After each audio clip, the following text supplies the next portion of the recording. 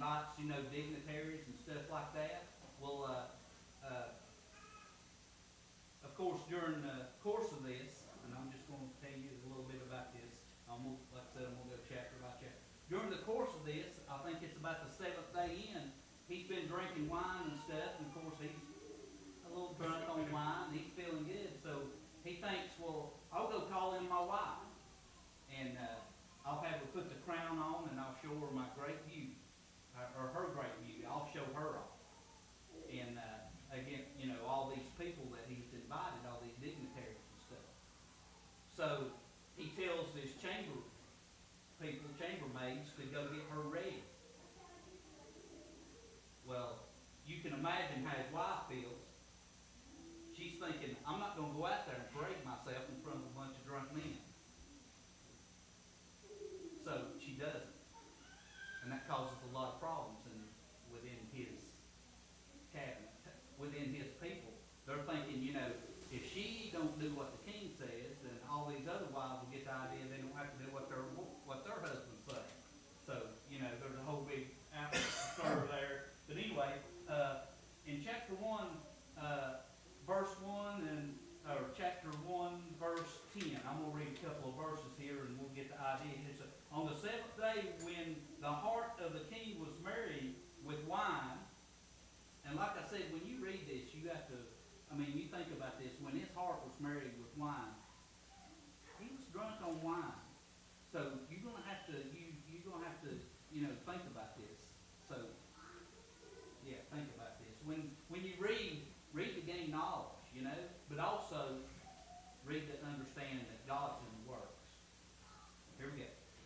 So on the seventh day, verse 10, when the heart of the king was merry with wine, he commanded, I'm going to try to say these, Mehuman, Biztha, yeah.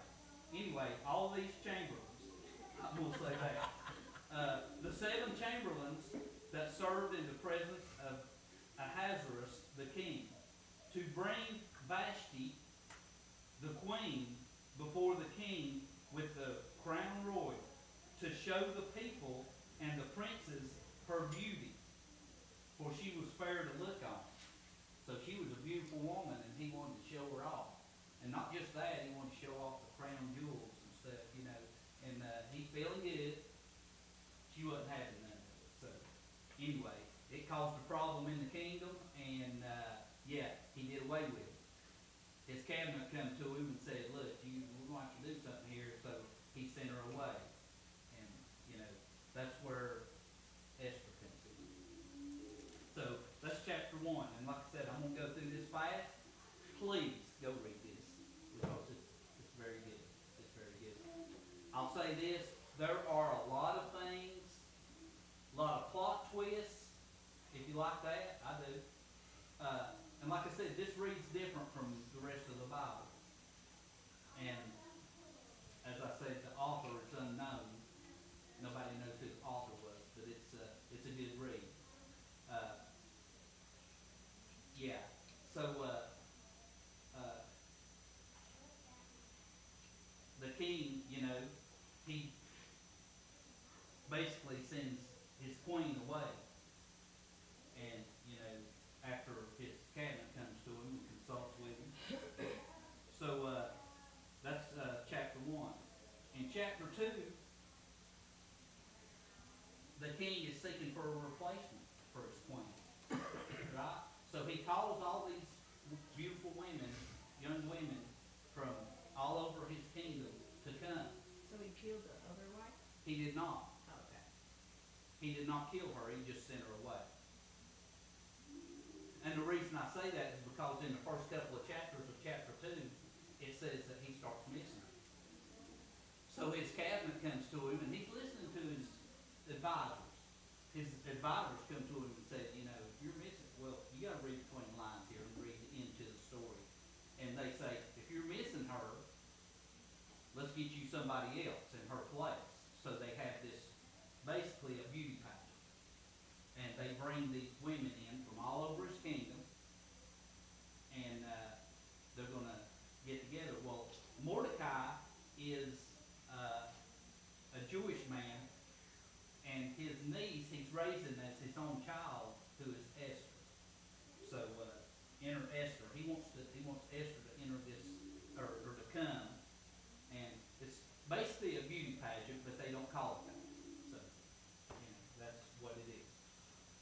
And, so Mordecai brings in Esther, and he's raising her as his daughter. And at this time, he doesn't know what is to come and what kind of problems he's going to face. But that just speaks to the thing that God knows what's going on even before we do. You know, we have new tractor and trailers for our company, and the company that we lease from, they have a computer diagnostic system, and they told me if the check engine light comes on in the truck, our computers will pick it up, and we'll know about it before the check engine light comes on. I said, okay. God is much like that. He knows there's a problem before we know there's a problem, and he watches after us. So that's right. He absolutely, very good. So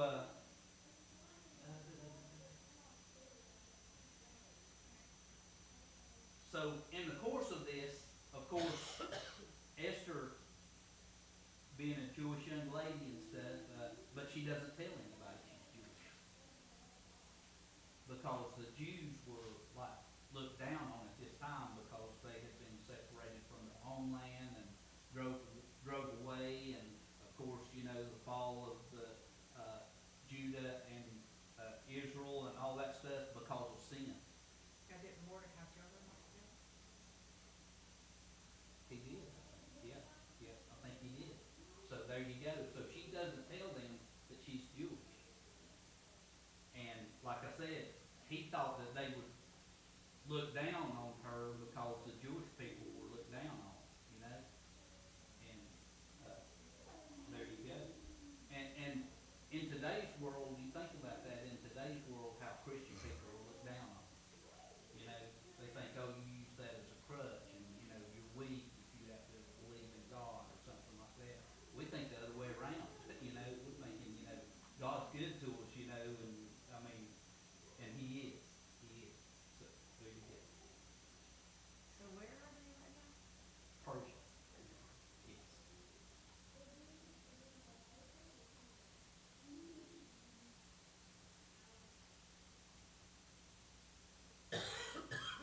All right, so in chapter 2, verse 17, it says, and the king loved Esther above all the women, so he chose her. And she obtained grace and favor in his sight more than all the virgins, so that he set the royal crown upon her head and made her queen instead of Vashti. So she was there instead of the original.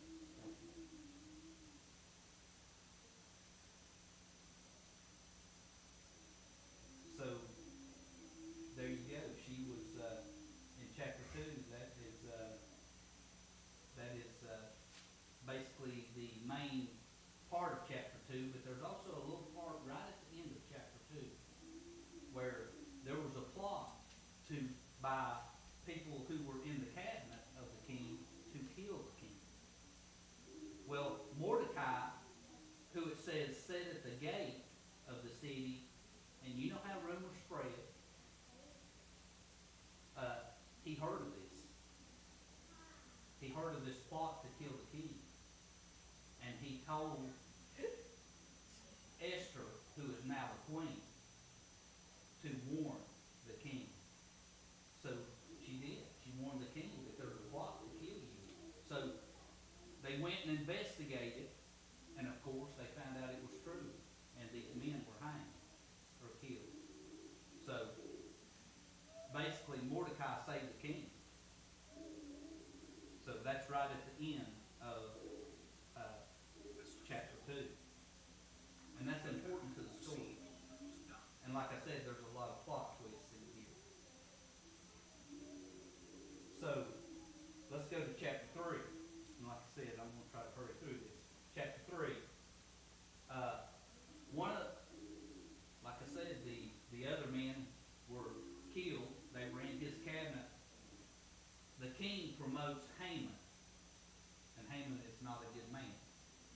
he promotes Haman, and Haman is like looking for position.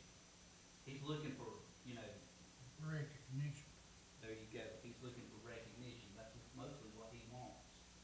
So, they had this, you know, big ceremony, you know, the promotion or whatever, you know, and of course he's dressed in royal attire and stuff like that. Well, everybody bows down to him because he's just been promoted. And as you know, you think about the time this is, the king just promoted him to like second in command of his kingdom, and the king has authority, and he gives that authority to that man. He could have you killed like that, you know. So everybody's bowing down to him except Mordecai, and people around him notice that, and they bring that to his attention.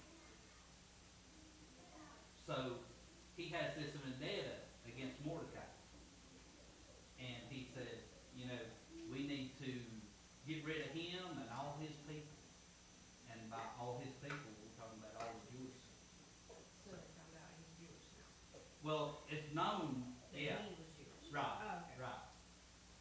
So, anyway, yeah, all of his people around Haman are telling him, you know, Mordecai, everybody bows to Mordecai, you know, he's stubborn and, you know, he's a proud Jewish man and, you know, all that stuff that goes on and, yeah, so Haman got upset and he got this vendetta against him. So, let's look at chapter 3 and verse 5, and it says, and when Haman saw that Mordecai bowed not, nor did him reverence, then was Haman full of wrath. So he was upset and he was full of wrath. So Haman got the king, he had promoted him, and he got the king to write these letters, basically saying that they can destroy the Jewish people. And of course the king is busy doing king things, doing whatever, and he said, whatever you want, you know, just go. And he said, I'll put the seal of approval from the king's ring, I'll stamp it, and everything will be good. You just go do what you need to do, and it'll be all right. I trust you. And he shouldn't, but he did. So these letters went out to all the provinces in his kingdom that on a certain day they were going to start killing Jews.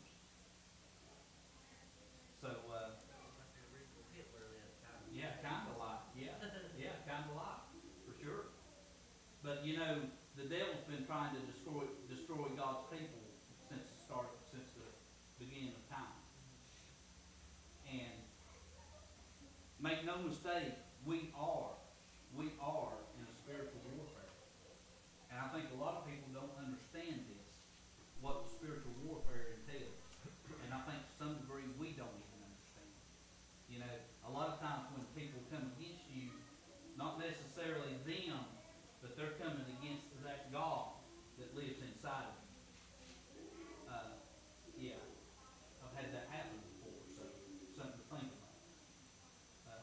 But yeah, we are in spiritual warfare, and the devil is trying to destroy God's people.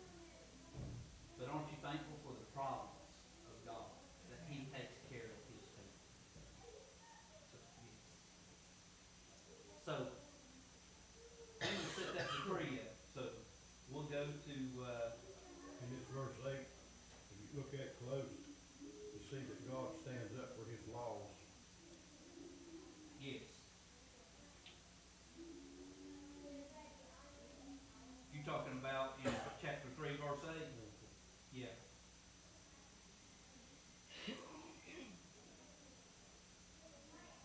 Yeah. Well, let's read that. It says, chapter 3, verse 8 says, and Haman said unto King Ahasuerus, there is a certain people scattered abroad and dispersed among the people in all the provinces of thy kingdom. And their laws are diverse from all people. Neither keep they the king's laws. Therefore, it is not for the king's profit to suffer them.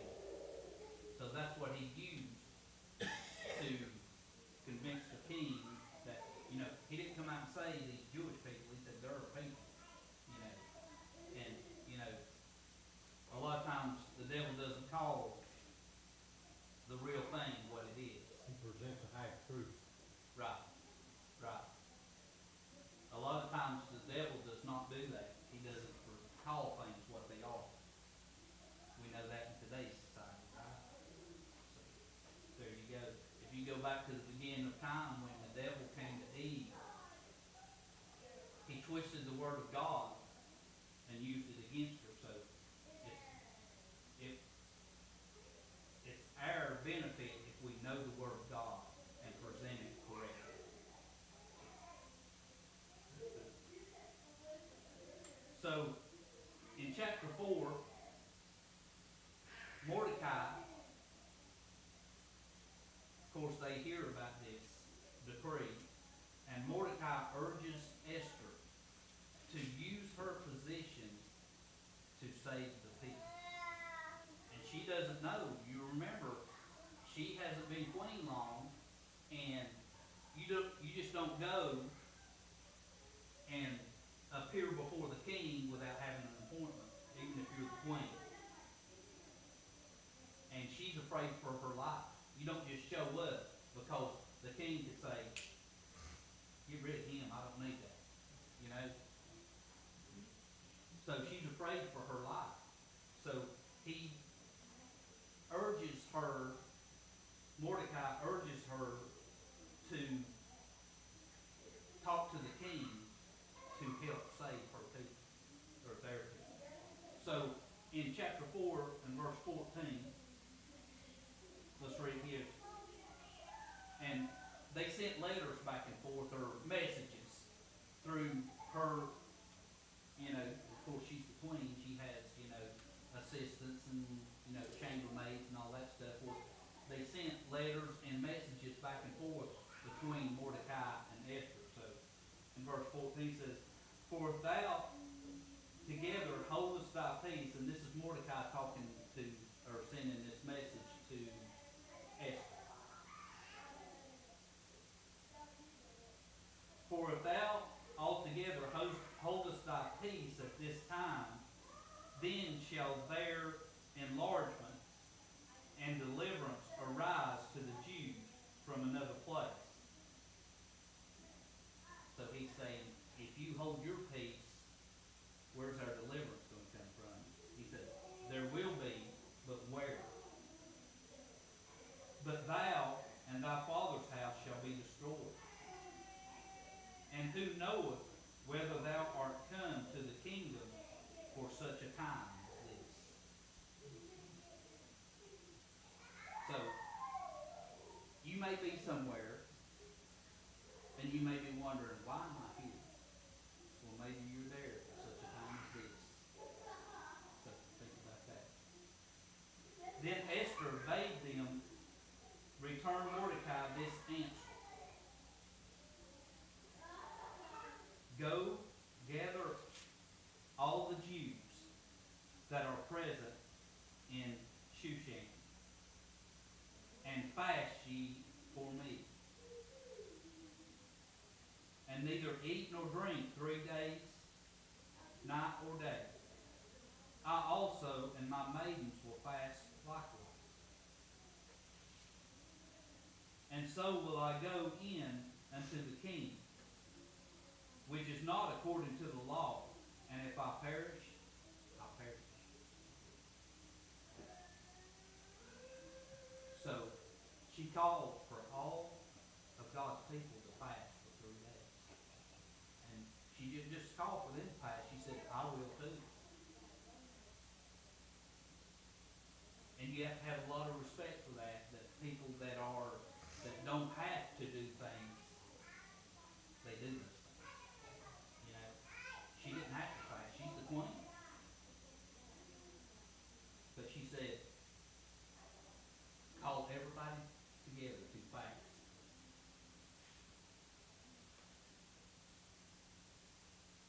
So, I'm sure they were fasting and praying, because when you fast, there's a lot more into it than just a fast. And she said, I will go in to speak to the king. And she said, if I perish, I perish. If I die, I'll die. She said, but I'll do this for my people. So, she decides she's going to go and stand before the king. And like I said, this was, you heard me read it here, this was not according to their law. That's not what they were going to do. So, I'm going to have to hurry.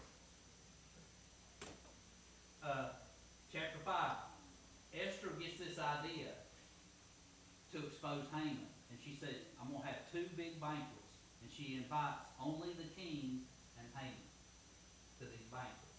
Now, that doesn't sound like a big banquet, does it? But when you only invite certain people, those people get the idea, I'm important. And that's the way Haman was. She stroked his ego a little bit, you know? Said, look, you know, I'm gonna invite the king and Haman. And Haman did. He got this idea when he found out. He said, they're calling me in. I must be in a big deal. You know, I'm important. So, but anyway, yeah. When Haman found out he was invited to these, he got with his friends. And he told them about it. He said, I'm a big deal, and stuff. And they were still reminding him of Mordecai. Mordecai's not giving you the respect and reverence you deserve. And one of his friends says, why don't you go ahead and build a gallows and just have him hang? So he starts building a gallows. And they're going to kill Mordecai. Now wait, can you say that again? Yes. Who is talking to who about doing? Haman, who is second in command, Yeah. he starts talking with his friends and telling them he's invited to this big banquet, you know. And he said, I must be a big deal. I'm important. So he had to And his start- friends were telling him, say, you're important, but remember Mordecai's not bowing down to you. You're not getting the respect you deserve. So one of his friends says, well, why don't you just go ahead and get rid of him? You can build a gallows and kill him. So he starts building the gallows to kill Mordecai. Yes. So there's that. Well, while all this is going on, that's in chapter 5. In chapter 6, it starts out, one night, the king could not sleep. Sleepless, restless night. So he calls for his servants to bring in the books of, let me look and see what it's called.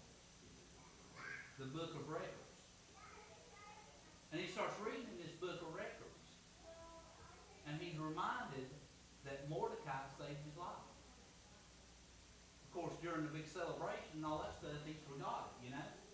So he's reminded that Mordecai saved his life. And, you know, these book of records, they record everything, how it is and stuff, you know. So he called his servants and he said, what did we do to repay this guy? And he said, nothing's been done.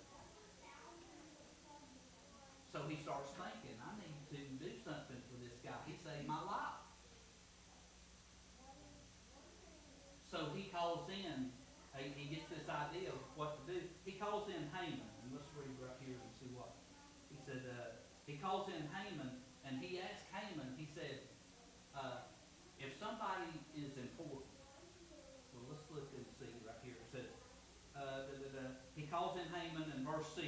It says, so Haman came in, and the king said unto him, what shall be done unto the man whom the king delighteth to honor? Now Haman thought in his heart, to whom would the king delight to do honor more than myself? He's thinking, well, I've been invited to these banquets and stuff. Who is the Lord going to honor, right? It's going to be me. I'm the important person. So, Haman answered the king, verse 7, for the man whom the king delighteth to honor, let the royal apparel be brought, which the king useth to wear, and the horse that the king rideth upon, and a crown royal, which is set upon his head. And let the apparel of the horse be delivered to the hand of one of the king's most noble princes, that they may array the man withal, whom the king delighteth to honor, and bring him on horseback through the street of the city, and proclaim before him. Thus shall it be done to the man whom the king delighteth to honor. So he's saying, look, put him in the king's attire. Let him ride the king's horse. Let's parade him through the streets and honor him like he's supposed to be honored. He's thinking it's him, right? 10. Then the king said to Haman, make haste, and take the apparel and the horse as thou hast said, and do even so to Mordecai the Jew. So, plot twist. He's thinking, he's gonna be all, I'm gonna be honored like I'm supposed to be honored. Like But he's no. a king, like he's gonna be in a king's clothes Exactly, and everything. He thinks- exactly. But the king told him to go do that to the man that he despised the most. So, God knows what he's doing. So there you go. So, let me see. Let's go on because I'm gonna have to hurry. I'm running out of time. We're getting there. Chapter 7. You get their intense building, I can. Good. I want you to go read this for yourself because it is like I said, it reads like a novel. It's a really good book. It's one of my It favorites. is. It's good. one of my favorites. I'm not gonna lie to you. I like reading it because, it's like a plot twist. Yes, ma'am. I'm hurry. I mean, we want you to get to the point. The Okay. point is you have to read it. We're not going to spoil it. That's the point. That's the point. Please go read this because, like I said, it's a short read, and I can give you this. And if you've ever read a book and then they made a movie out of it and went to the movies, It sounds like and, something. and you say, man, the book was so much better. Well, trust me, the book is so much better than I'm presenting. It is, honestly. I'm doing my best. But anyway, in chapter 7, they have the second banquet. And at that second banquet, and like I said, there's a lot of things in between these happenings that you need to go read that are very good. I'm just giving you the highlights here. So they have the second banquet, and Esther goes and stands before the king and tells him all that Haman has been doing and his plot to kill all the Jews. And the king gets mad and he is furious because he felt like he did this behind his back. And not just that, his queen is one of those people. He had to be doing it behind his back though, cause he knows he likes Exactly. Mordecai, so. Yeah, exactly. So,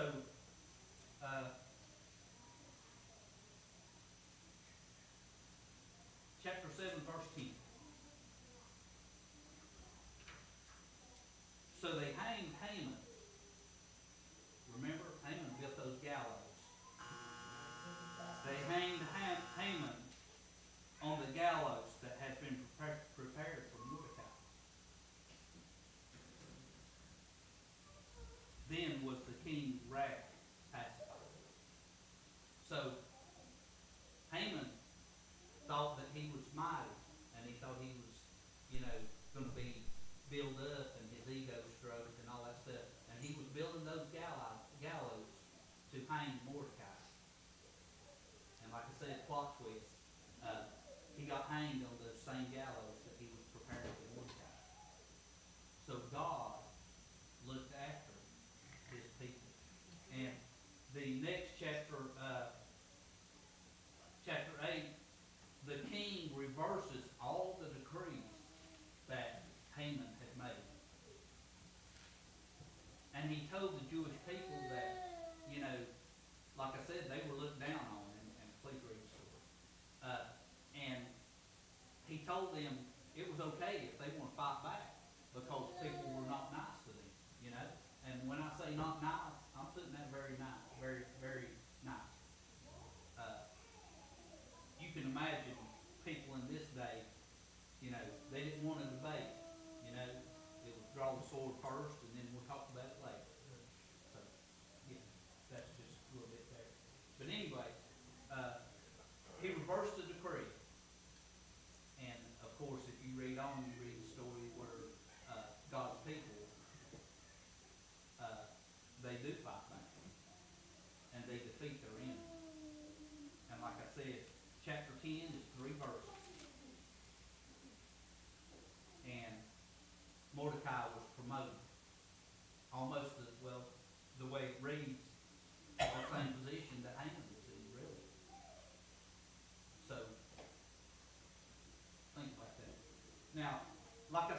maybe, I'm done with that, please go read this story. It is, like I said, I read it yesterday. So, I mean, an hour and a half, you're done. I know you guys, you want pictures.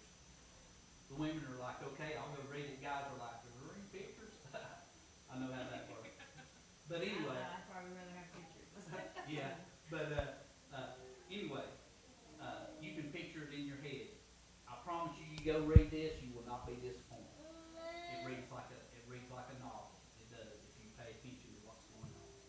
So, why is that important? Well, as I said at the beginning, it's important for us to know that God will be there. Even when we don't even realize He's there, God is looking after us. He is looking after us.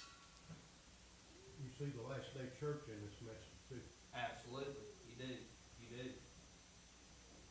You do. If you look at a lot of the things in this story, you can see a lot of similarities to today. Like I said, how they were wanting, God's people to look down on them, and how they were wanting to destroy God's people. And that's kind of the way the world is today, sadly. I think that the church needs to band together. And I'm not talking about this little church, I'm talking about the church of God. Everybody that's born again needs to band together and stand for what's right. And, in today's world, there are so many things going on that are, against God. We need to stand for God, just like Esther did. And if I perish, I perish. All in, all in. That's what we need to do. But this story brings to mind a passage in Proverbs, chapter 16, verse 9. And it said, a man's heart deviseth his way. Think about that. A man's heart deviseth. Your heart's thinking your path in life. But the last part of that says, but the Lord directeth his steps. You may have something, a path cut out in life, and you may go down that way, but your steps are directed by God if you've got God's people. So think about that. Go read the book of